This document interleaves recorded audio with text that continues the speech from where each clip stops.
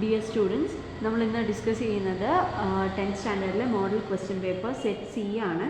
So ഇതിൽ ആദ്യത്തെ section എയിൽ 8 ക്വസ്റ്റ്യൻസ് ആണ്. ഓരോ മാർക്ക് കിട്ടുന്ന 8 ക്വസ്റ്റ്യൻസ് ആണുള്ളത്. ഇതിൽ നമുക്ക് ഹാഫ് ഇയർലി എക്സാമിന് വേണ്ട ക്വസ്റ്റ്യൻസ് ആണ് ഡിസ്കസ് ചെയ്യുന്നത്.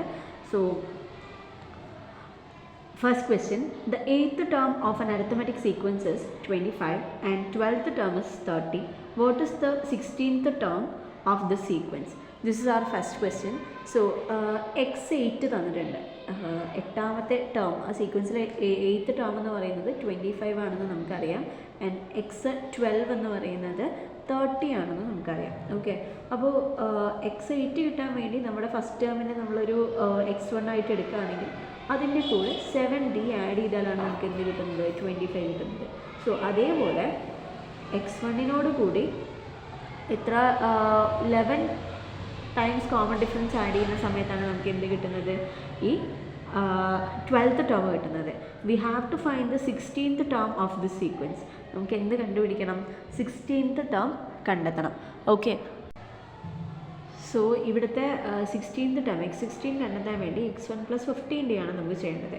ഓക്കെ, അപ്പോൾ നമുക്കിവിടെ x1 + 11d വരെ ഇവിടെ ഉണ്ട് അല്ലേ. അപ്പോൾ അതിൻ്റെ കൂടെ ഒരു 4 x1 + 11d ഉണ്ട്. അതിൻ്റെ കൂടെ ഒരു 4d കൂടെ ആഡ് ചെയ്ത് കഴിഞ്ഞാൽ നമുക്ക് 16th ടേം കിട്ടും. അപ്പോൾ ആ 4d കിട്ടാൻ വേണ്ടിയിട്ട് നമുക്ക് ഈ x12 - x8 ചെയ്യുന്ന സമയത്ത് എന്താ കിട്ടുക, ഈ x1 - x1 0 ആവും. 11 - 7d എന്ന് പറയുന്നത് എത്രയാണ്, 4d ആണ് അല്ലേ. So that is equal to 30 - 25, that is equal to 5. അപ്പോൾ 4dയുടെ വാല്യൂ എന്ന് പറയുന്നത് 5 ആണെന്ന് കിട്ടി. അപ്പോൾ x1 + 11d എന്ന് പറയുന്നത് 30 ആണെന്ന് ഓൾറെഡി നമുക്കിവിടെ തന്നിട്ടുണ്ട്, പ്ലസ് 4d എന്ന് പറയുന്നത് 5 ആണെന്ന് കിട്ടി. So our answer is 35. So 16th term of this sequence is 35. Okay, ഇതാണ് നമുക്ക് കിട്ടുന്ന ആൻസർ എന്ന് പറയുന്നത്. ഇനി രണ്ടാമത്തെ ക്വസ്റ്റ്യൻ സ്റ്റാറ്റിസ്റ്റിക്സിൻ്റെ ഭാഗമായിട്ടുള്ള ക്വസ്റ്റ്യൻ ആണ്. ഇനി മൂന്നാമത്തെ ക്വസ്റ്റ്യൻ നമുക്കൊന്ന് നോക്കി നോക്കാം. if x² - 6x + 8 is equal to x - a into x - b, then what is a + b? We know that a + b എന്ന് പറയുന്നത് എന്തായിരിക്കും, ഈ എക്സിൻ്റെ കോഎഫിഷ്യൻ്റ് ആയിരിക്കും, ദാറ്റ് ഈസ് -6 ആയിരിക്കും.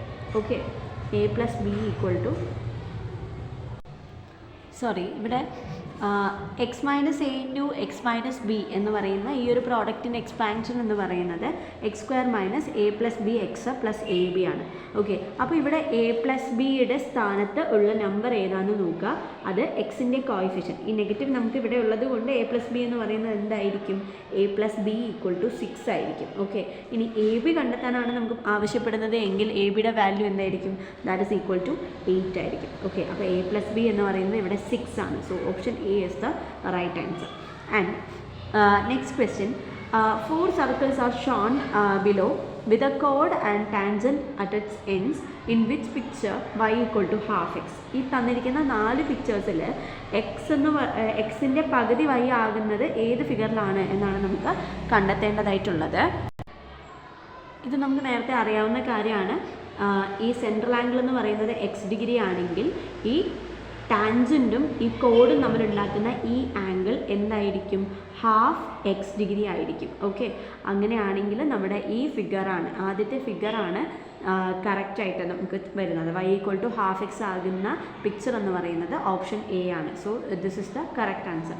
ഇനി അടുത്ത അഞ്ചാമത്തെ ക്വസ്റ്റ്യൻ എന്ന് പറയുന്നത്, what are the coordinates of the points where the lines x = 3 and y = 4 intersect? അതായത് എക്സ് ആക്സിസിൽ എന്താണ് പോയിന്റ് എന്ന് പറയുന്നത്, 3 ആണ്. വൈ ആക്സിസിലെ പോയിന്റ് ഏതാണ്, 4 ആണ്. സോ അവർ ആൻസർ ഇസ്, ആ ഇൻ്റർസെക്റ്റ് ചെയ്യുന്ന ആ 2 ലൈൻസും x = 3 എന്ന് പറയുന്ന ലൈനും y = 4 എന്ന് പറയുന്ന ലൈനും ഇൻ്റർസെക്റ്റ് ചെയ്യുന്ന പോയിന്റ് എന്ന് പറയുന്നത് ഏതായിരിക്കും, ordered pair 3, 4. That is option C is the correct answer. Next question, the algebraic form of an arithmetic sequence is xn is equal to 5 - 3n. Some statements about this sequence are given below. First statement, all terms of this sequence are natural numbers. Second, If we subtract 3 from the 10th term of this sequence, we get the 11th term. Third statement, if we add 5 to the 10th term of this sequence, we get the 11th term. Fourth, the largest number in this sequence is 2. ഇതൊക്കെയാണ് നമുക്ക് തന്നിരിക്കുന്ന statements. ഇതിൽ ഏതോ 2 options ശരിയാണ്. അപ്പോൾ അത് ഏതാണെന്ന് കണ്ടെത്തണം. ഓക്കെ, അതാണ് നമുക്ക് ചെയ്യാനുള്ളത്.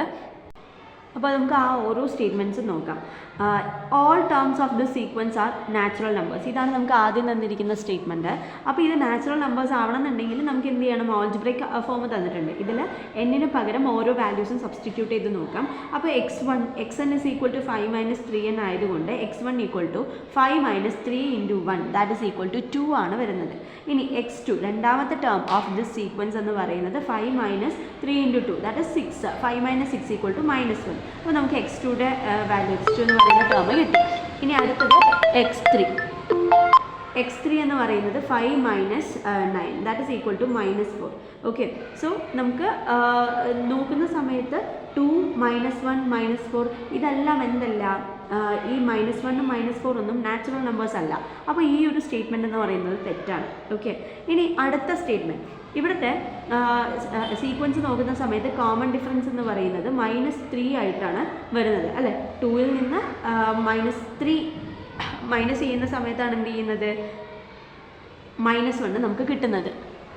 അതായത് -1 -2 എന്ന് പറയുന്നതാണ് -3. So common difference is -3. So നമുക്ക് എന്ത് ചെയ്യാം? ഫസ്റ്റ് ടേമും കിട്ടി, കോമൺ ഡിഫറൻസും കിട്ടി. അപ്പോൾ നമുക്ക് 10th ടേമിൻ്റെ കൂടെ 3 ആഡ് ചെയ്ത് കഴിഞ്ഞാൽ ഓഫ് കോഴ്സ് എന്ത് കിട്ടും? 11th ടേം കിട്ടും. ഓക്കെ, കാരണം ഇവിടുത്തെ കോമൺ ഡിഫറൻസ് എന്ന് പറയുന്നത് -3 ആയതുകൊണ്ട് 3 ആഡ് ചെയ്ത് കഴിഞ്ഞാൽ നമുക്ക് തൊട്ട് അടുത്ത ടേം 11th ടേം എന്ന് പറയുന്നത് കിട്ടും. സോ സെക്കൻഡ് സ്റ്റേറ്റ്മെൻറ്റ് ശരിയാണ്.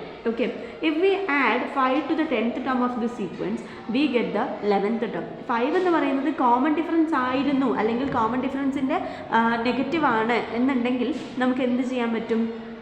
ഈ ഒരു സ്റ്റേറ്റ്മെൻറ്റ് കറക്റ്റ് ആണെന്ന് പറയാം. പക്ഷേ ഇതല്ലാത്തത് കൊണ്ട് ഈ ഒരു സ്റ്റേറ്റ്മെൻറ്റ് എന്തല്ല, ശരിയല്ല. ഓക്കെ, ഇനി the largest number of the sequences 2.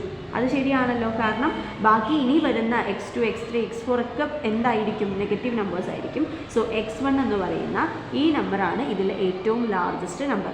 Okay, so our answer is option C. 2 and 4 are true. Okay, ഇനി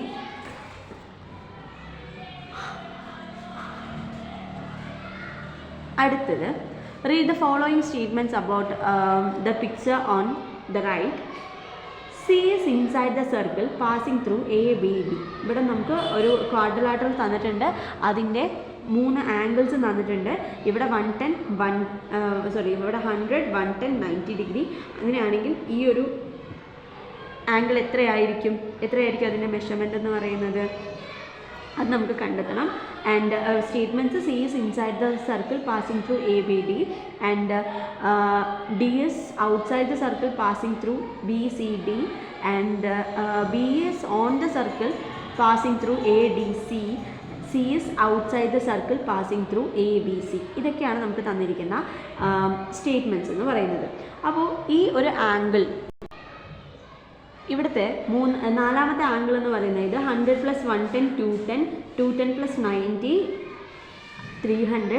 അങ്ങനെയാണെങ്കിൽ ആംഗിൾ ഡി എന്ന് പറയുന്നത് 60 ഡിഗ്രി ആയിരിക്കും. ഓക്കെ, അപ്പോൾ നമുക്ക് അറിയാവുന്ന കാര്യം എന്താണെന്ന് വെച്ച് കഴിഞ്ഞാൽ, ഈ ഒരു ക്വാഡ്രിലാറ്ററലിൻ്റെ കേസ് എടുത്ത് നോക്കുന്ന സമയത്ത് അതിൻ്റെ ഒരു ആംഗിൾ 3 വെർട്ടിസസിലും കൂടെ കടന്നു പോകുന്നുണ്ടെങ്കിൽ നാലാമത്തെ വെർട്ടെക്സ് എന്ന് പറയുന്നത്